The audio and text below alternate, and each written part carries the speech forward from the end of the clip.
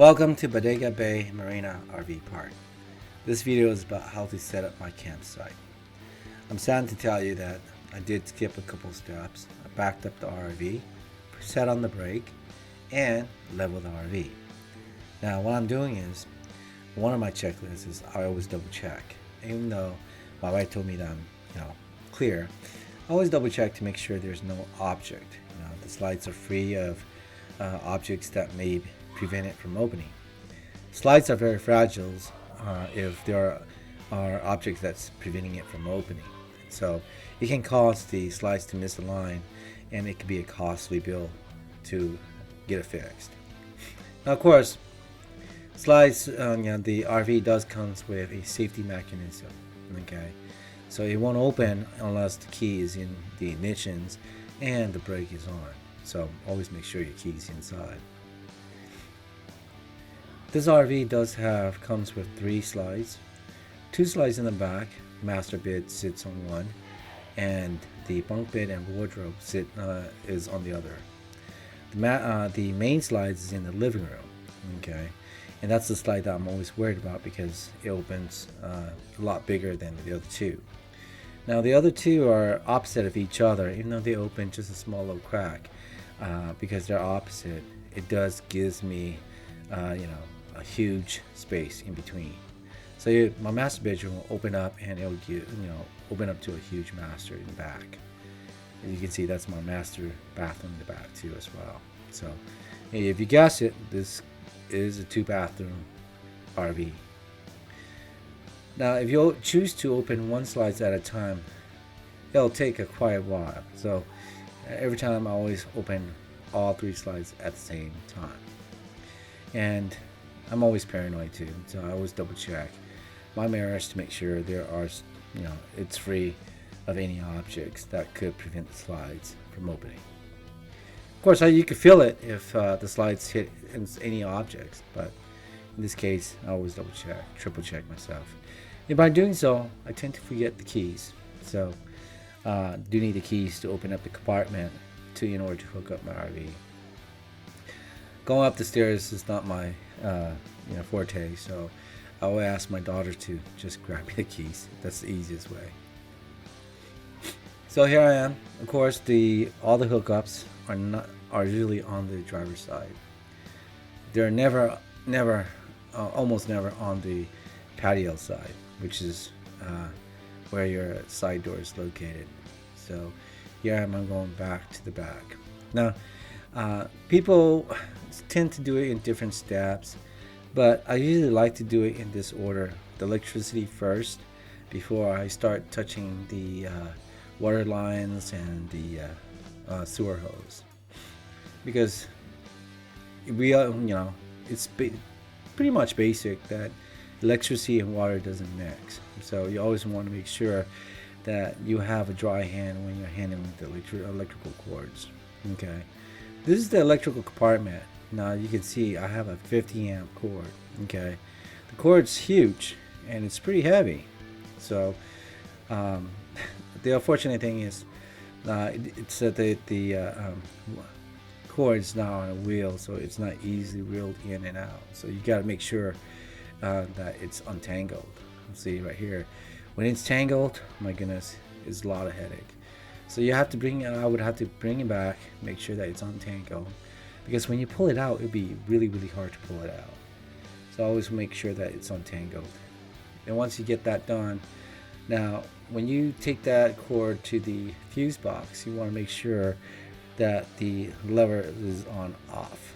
Now from what I heard, if you leave it on and you put it in and there's electrical surge, it could possibly burn out your circuits inside the RV.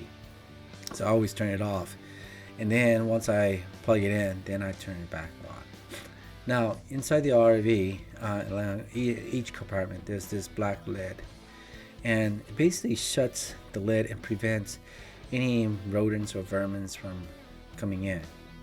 Now think about it: if you leave it open, be surprised if there's a rattlesnake. You open the door and the rattlesnake is staring you right in the face. That'd be a scary thought, wouldn't it? Anyway, that's why I always close it up to prevent any type of rodents from coming inside, especially rattlesnakes. Snakes scares me the most. But here are the wet bays. Now the wet bays I'm not too afraid of because I don't think a rattlesnake could find its way inside here. This little blue device is the filter. In the past, I've been using this blue filters and connecting it to the faucet, but I've learned that that was the wrong way, and this is the correct way. You would connect it to the RV with the filter, and then the other end, which contains the water pressure meter hose, you want to make sure that this water pressure is closing tight. And the reason why you have that water pressure meter is to prevent high pressure from flowing into your RV and causing your line to explode. And this is something that the RV dealers probably won't tell you. You have to actually find out along the way as you go. But I'm telling you, get the water pressure meter. It really helps. I ran into one trouble in Las Vegas once where the pressure was pretty high. And it's a good thing that I had that pressure meter because it prevented my vehicles from, the water lines from exploding. But if you have been RVing as long as I have, you notice that I keep everything in compartments. And these compartments, these are pass-through compartments. So on the other side, you keep all your other valuables. And if I do not securely secure the tubings or the sewer hose, definitely the smell will get into the other side and also into the living quarters. So as you notice, I actually triple add protections to these tubings. Now the tubings, the two ends are actually locked into each other when they're stored, so the smells are self-contained. And then on top of that, I put them into a lockable tote. So that is the secondary preventions from the smell from going anywhere. But if you're like me, you use a lot of those blue bags to clean your sewer black tanks. You probably won't have that problem. Normally I put 2 of those bags into the black tank. That way it will destroy all the solubles and turn them to liquid easily. Also, plus it keeps your black tank nice and fresh. Now of course I do have the load joints, and this joint is a transparent, so I use this joint most of the time. It really helps when you're trying to flush it out and clean out the black tank. Now I tried to clean out, you normally recommend that you flush your tank every 3 times, but I do it on every single trip. So you know that my black tank is always cleaned. And here is the water hose. Now on the hose, it has these little grooves that actually locks in place. So you always want to make sure that when you put it in place, you want to make sure that it actually goes all the way around and locks in place. And it's a little semicircle, and you can tell and when you press it on it, it actually snaps into place. And the one trick about the hose is that you do not want to stretch the hose too much, because when those water comes rushing in, the pressure will cause the hose to separate. So you definitely want it to make sure that it's cut nice and loose. So as you can see, the hose is a bit too far. So I would have to actually add in a small little gorilla joint. So I keep extra hose in here, and these are my gorilla joints here. These gorilla joints are really, really tough. When you place them on, they're on really, really tight, and it takes almost 5 minutes just trying to unscrew them. But anyway, this is my only choice. I don't want to put a big hose in there and then have to wind and snake the hose all the way down. So make sure that it's nice and snug in there and the knot line is nice and loose. Okay, that's the first bathroom. Okay, now what I forgot to do is add in the external valve. So whenever I have a Y um, joint tubings like this, I always add in an external valve to the joint. Okay. The what I learned is that the joint, this secondary valve allows the water to clean both of the hose from any gunk that that the sewer might be sitting on the joint. Without this valve, sometimes the leftover raw sewage might be stuck right there at the L-shaped joint, and you would basically have to use your hand to kind of clean it, which is pretty nasty. So with this secondary valve, it prevents that because the water will rush in and probably force the raw sewage off. As you can see, the hose is pretty tight and won't be able to reach. So what I do is I reach over and I have to grab the Gorilla hose. But as you can see, Gorilla hose, sometimes you put them in, they're pretty tough, and like I said, it takes a while to loosen them up. I just don't have the time today just to do that. I mean, if I want to, I could, but I didn't want to play around with it for a long time. So I decided to just go ahead and put the hose back and use the large hose that I have in the totes.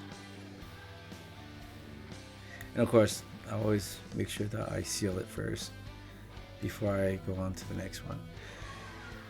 So I always carry around at least 3 of these large hoses. Sometimes you never know when you actually need the extra hoses. The joints are pretty much easy to lock in place. Gotta make sure that they're nice and tight and snug and locked totally all the way to the end. So as you can see here, I'm trying to open it up. And then locked in place.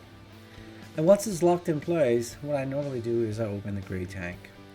I leave the black tank on, closed.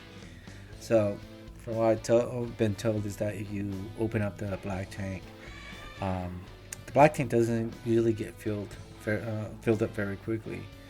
Usually the black tanks will usually last me at least 4 to 1 week. So if you leave that open, you'll be surprised there'll be some solid sitting inside the hose. So that's something that you don't want to do. You want to make sure that those chemicals that you put in your black tank has a chance to dissolve those solids into liquid before it comes out of the black tank. That's the reason why you keep it closed. Now, as far as the gray tank, one of the reasons why I leave it open is because you can keep it closed too. Some people tend to like to keep it closed because they say that there are sometimes insect can crawl from the sewer into your bathroom. But I always keep the gray tank open because the gray tank, the field gets filled up really, really, really fast.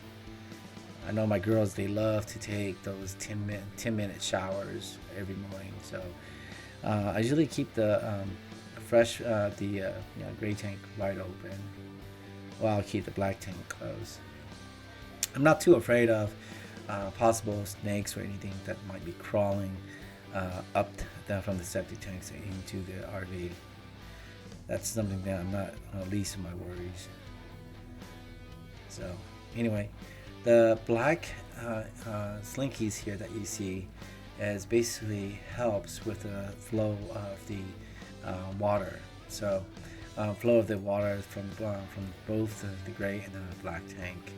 Without these slinkies, I would advise that if before you open them up, you always want to make sure that you lift up the end and make sure that there's no water sitting at the bottom. But with the slinky, it does help with the flow. It empties the hose pretty easy. So you can see here, kind of snake it and wind it all the way around. And I'm always paranoid. I always make sure that every and each compartments are closed. Now, a lot of people might ask me, hey, how come you don't just do this before you open up the slides? And this is something that, if you have an issue of bending down and taking care of the hose, this is something that I would, recommend you guys do. Before opening up the slides, you could connect all your holes and everything first, and then open up the slides. Me, I've gotten used to it after bumping my head a few times on those sharp corners. I learned my lessons, and I know exactly where the ends is. So I'm used to it after 6 years. So anyway, closing up now, securing all the items are in the compartment and locked. Now this side of the vehicles are pretty much dark at night, and hardly anybody goes around this side. Imagine who wants to sit right next to the sewer lines, right? The good news is that my sewer lines don't stink, because I don't usually open up the black tank at all. So that's the good news. Some RVers choose to have the black tank opened. I don't know why, but I always keep it closed. What I'm doing right now is I'm just setting up camp and setting up the patio, preventing the sun from putting too much heat onto the RV. Bringing the picnic tables and setting up the barbecue grills, and basically getting ready for relaxing. So this is pretty quick, in terms when you compare it to tent camping. Sometimes it may sound very, very tedious, but it's pretty easy to do. I've been doing this for almost 6 years, like I said, and become somewhat of an expert. I got all of this, basically down, and I don't even have a list. So in this compartment, it contains my grills, my floor mats, and everything that I need. Sometimes I put waters in here too, but in this case, I just don't basically have the barbecue grill and the floor mats. So I hope that you guys like this small little video about how I set up my RV camp. I don't know how you do yours, but this is how I do mine. But please do subscribe to my channel. I'll be sharing more RV adventures and of my trips, and sometimes I'll be sharing some real estate too. So hope you enjoy, and subscribe and like, and I'll see you in the next video. Goodbye.